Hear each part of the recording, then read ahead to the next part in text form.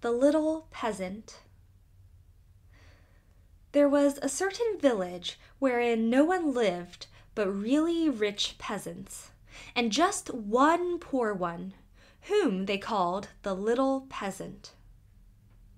He had not even so much as a cow, and still less money to buy one, and yet he and his wife did so wish to have one. One day he said to her, "Listen, I have a good idea. There is our gossip the carpenter.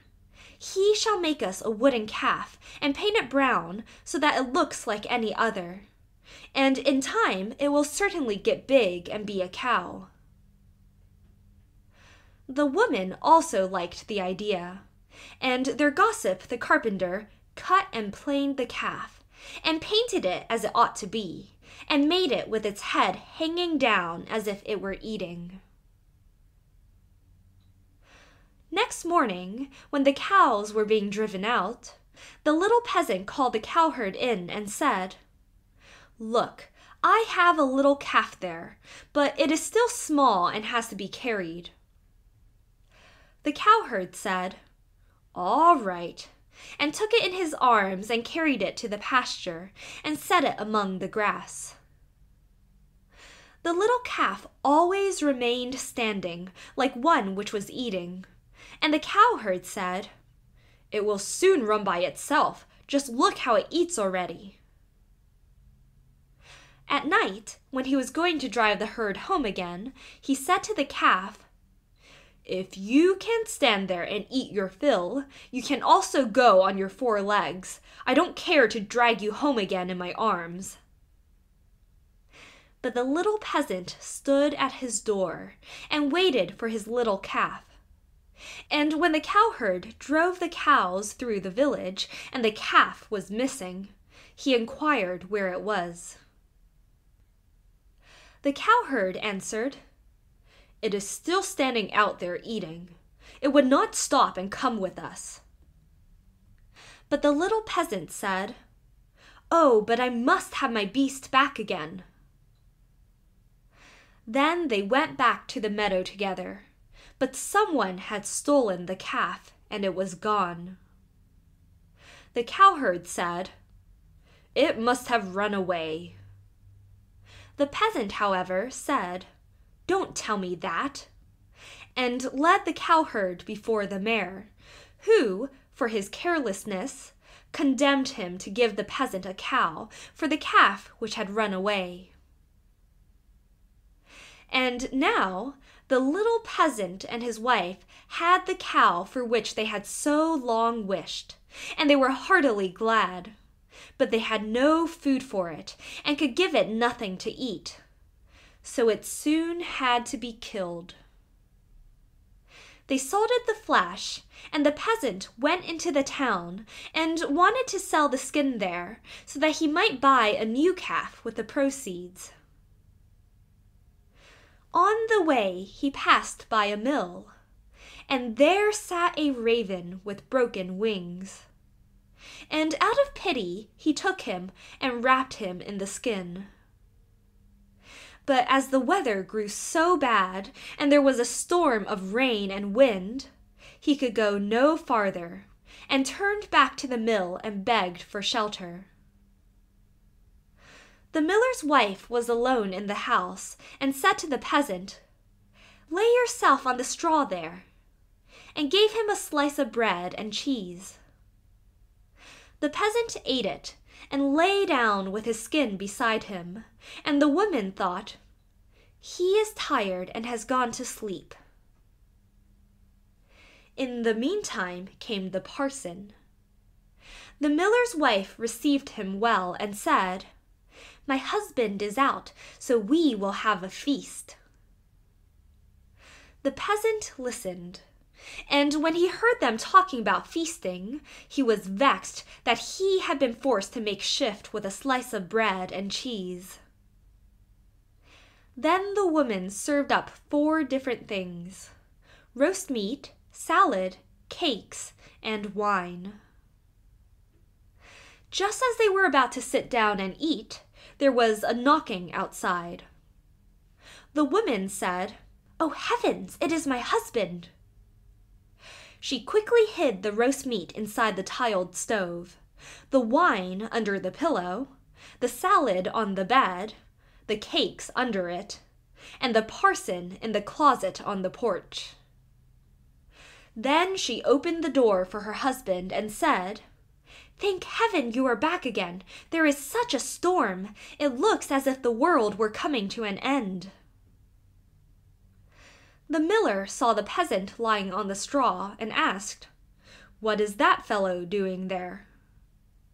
"Ah," said the wife, "the poor knave came in the storm and rain and begged for shelter. So I gave him a bit of bread and cheese and showed him where the straw was." The man said, "I have no objection, but be quick and get me something to eat." The woman said, "But I have nothing but bread and cheese." "I am contented with anything," replied the husband. "So far as I am concerned, bread and cheese will do." And looked at the peasant and said, "Come and eat some more with me." The peasant did not require to be invited twice, but got up and ate. After this, the miller saw the skin in which the raven was lying on the ground, and asked, "What have you there?" The peasant answered, "I have a soothsayer inside." "Can he foretell anything to me?" said the miller. "Why not?" answered the peasant. "But he only says 4 things, and the 5th he keeps to himself." The miller was curious and said, "Let him foretell something for once." Then the peasant pinched the raven's head, so that he croaked and made a noise like "Kurr, kurr." The miller said, "What did he say?" The peasant answered, "In the first place, he says that there is some wine hidden under the pillow."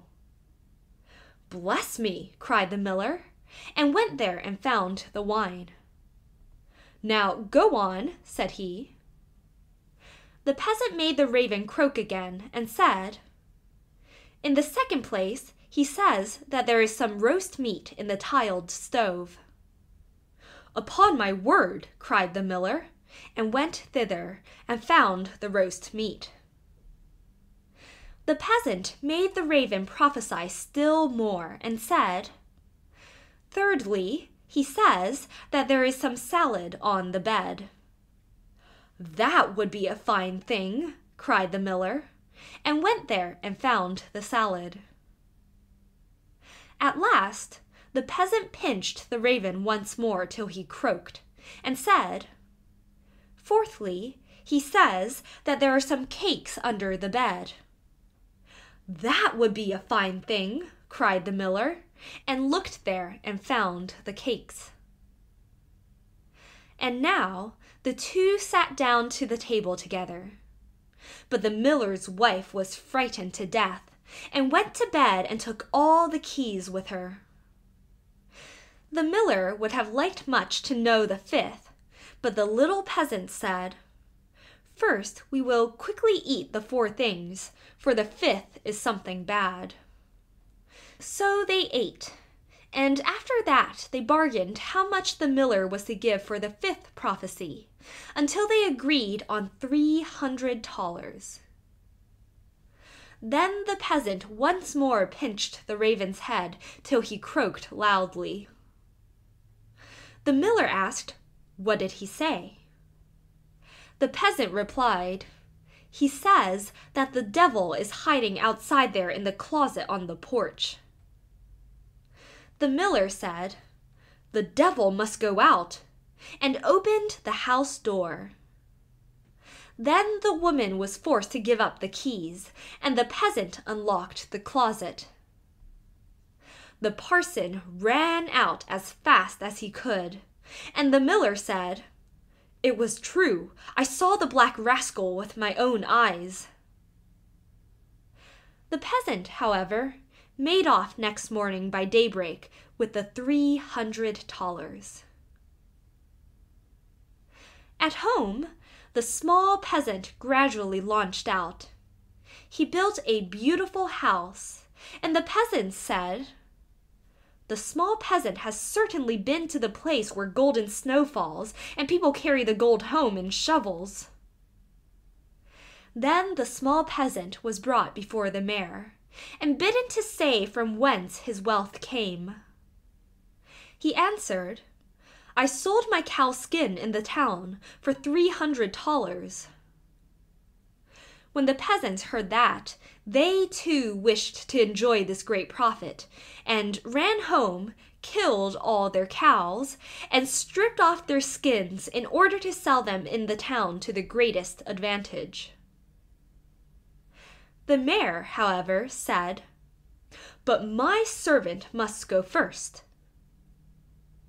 When she came to the merchant in the town, he did not give her more than 2 thalers for a skin. And when the others came, he did not give them so much, and said, "What can I do with all these skins?" Then the peasants were vexed that the small peasant should have thus outwitted them, wanted to take vengeance on him, and accused him of this treachery before the mayor. The innocent little peasant was unanimously sentenced to death, and was to be rolled into the water in a barrel pierced full of holes. He was led forth, and a priest was brought who was to say a mass for his soul. The others were all obliged to retire to a distance, and when the peasant looked at the priest, he recognized the man who had been with the miller's wife. He said to him, "I set you free from the closet, set me free from the barrel." At this same moment up came, with a flock of sheep, the very shepherd whom the peasant knew had long been wishing to be mayor.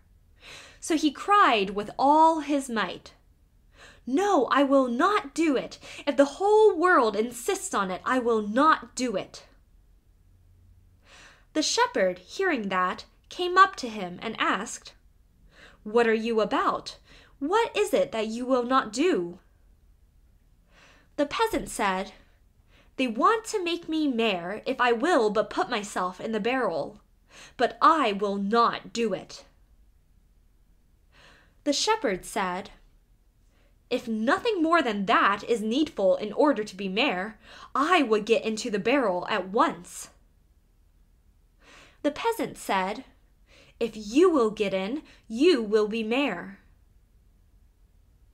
The shepherd was willing and got in, and the peasant shut the top down on him.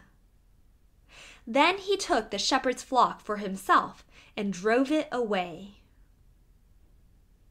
The parson went to the crowd and declared that the mass had been said. Then they came and rolled the barrel towards the water. When the barrel began to roll, the shepherd cried, "I am quite willing to be mayor." They believed no otherwise than that it was the peasant who was saying this, and answered, "That is what we intend, but first you shall look about you a little down below there." And they rolled the barrel down into the water. After that, the peasants went home, and as they were entering the village, the small peasant also came quietly in, driving a flock of sheep and looking quite contented. Then the peasants were astonished and said, "Peasant, from whence do you come? Have you come out of the water?" "Yes, truly," replied the peasant. "I sank deep, deep down, until at last I got to the bottom. I pushed the bottom out of the barrel and crept out, and there were pretty meadows on which a number of lambs were feeding, and from thence I brought this flock away with me." Said the peasants, "Are there any more there?" "Oh, yes," said he, "more than I could want." Then the peasants made up their minds that they too would fetch some sheep for themselves, a flock apiece. But the mare said, "I come first." So they went to the water together, and just then there were some of the small fleecy clouds in the blue sky, which are called little lambs, and they were reflected in the water, whereupon the peasants cried, "We already see the sheep down below." The mare pressed forward and said, "I will go down first and look about me, and if things promise well, I'll call you." So he jumped in. Splash went the water. It sounded as if he were calling them, and the whole crowd plunged in after him as one man. Then the entire village was dead, and the small peasant, as sole heir, became a rich man. End of The Little Peasant.